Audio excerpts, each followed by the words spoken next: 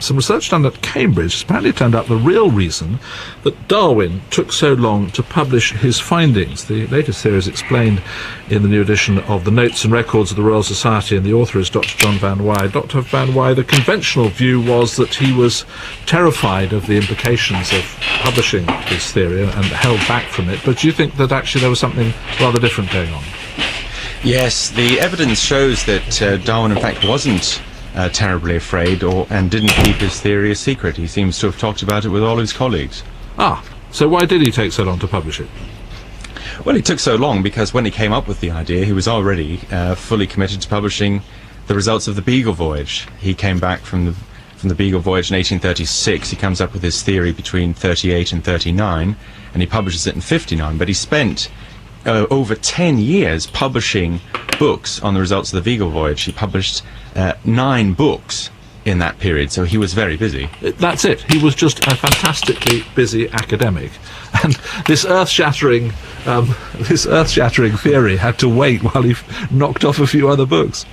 Yes, well, I mean, they were extremely important works at the time, and he wasn't finished. I mean, the point is, he had a lot of work to do, proving that all life on Earth changes over time and has descended from other species isn't exactly something you knock off in 6 months. He knew it would take him several years to devote to this topic, and that he didn't have 5 years because he had another 2 books to write, etc.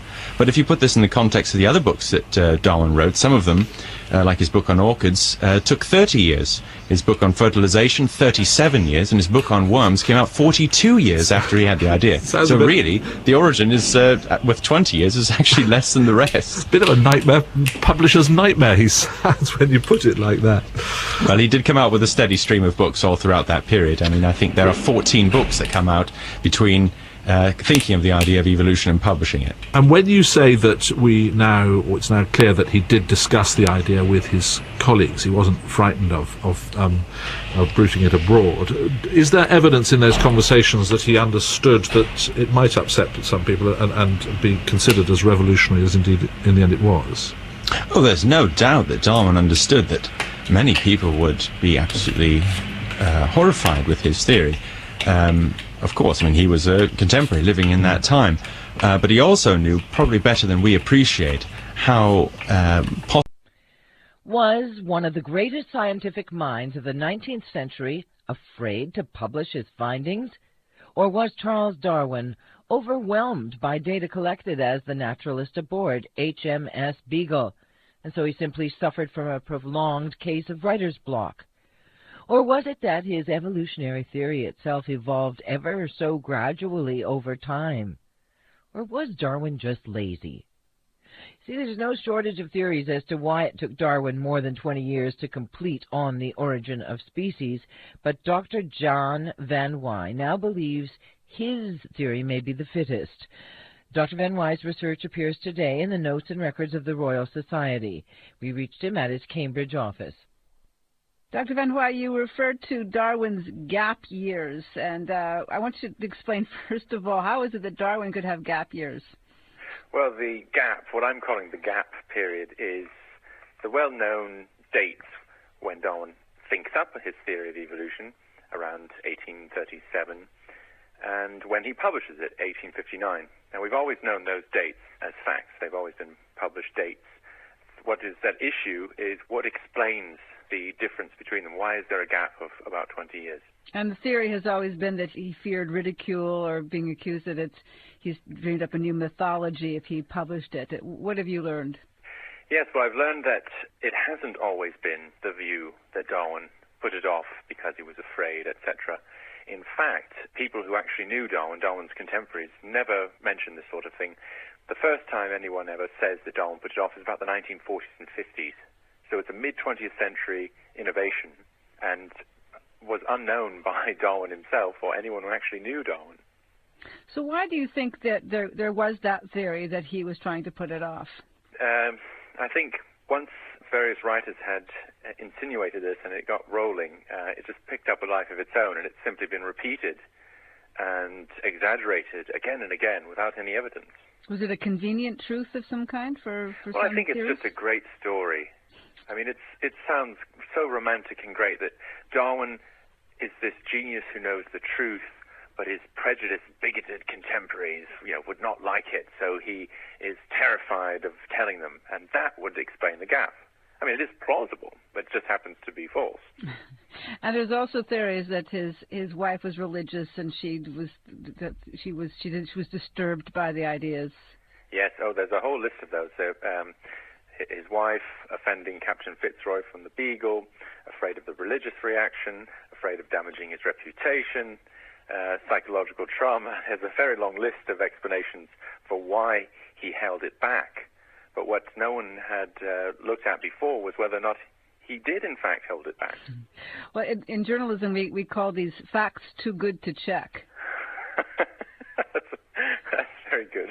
So, but there was a gap, as even you acknowledged. What do you think why was there a delay? Well, it's very clear. If you read Darwin's letters and manuscripts and his scientific notes, that when he comes up with a theory, he's already very busy.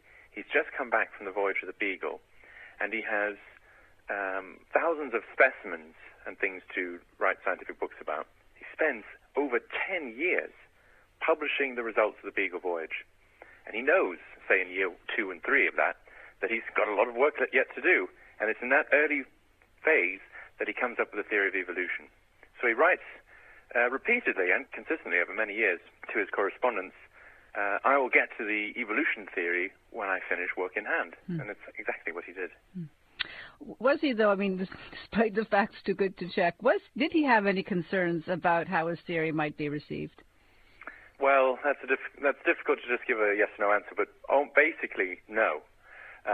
There is no evidence that Darwin was ever considered not publishing or holding back his theory or worried excessively about what people would say. In fact, all of the explicit statements we have by Darwin say exactly the opposite. They say, well, people might think I'm a fool, but I'll publish nevertheless. And he consistently says that to many people over many years. So he had a lot on his plate, I guess. He had a lot on his plate. He not only did those 10 books from the Beagle voyage, but he then went on to do 4 volumes on barnacles. So during these gap years, Darwin publishes and edits 14 books and brings out loads of scientific articles. So he was extremely busy, and he did come to the species theory as soon, in fact, on the very day he finished his barnacle work. He was very eager to get onto his species work, and he moved on to it immediately. How did you research this? Well, I began by reading all of the biographical accounts of Darwin I could find in the century after his death, looking for other things about Darwin. I wasn't looking for the delay question. But it was in the course of reading all of these accounts of Darwin over a century that I suddenly found that there was no delay in the early accounts, especially those written by his family and colleagues. And that was very odd. Why would they not mention this major event in Darwin's life? Mm-hmm. So that got me wondering, and then I began to investigate it systematically to find out exactly what happened. Is it possible that the writing about the Beagle voyage and his passion for was important? That's an interesting question, whether or not the other work was more important to him.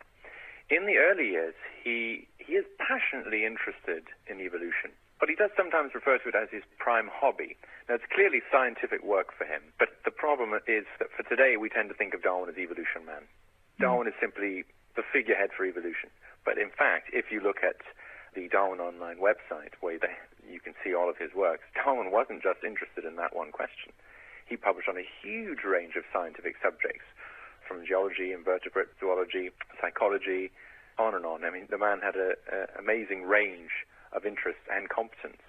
And evolution, although it wasn't in many ways the pinnacle of his life's work, it would be quite inaccurate for us to say that that was all he was interested in.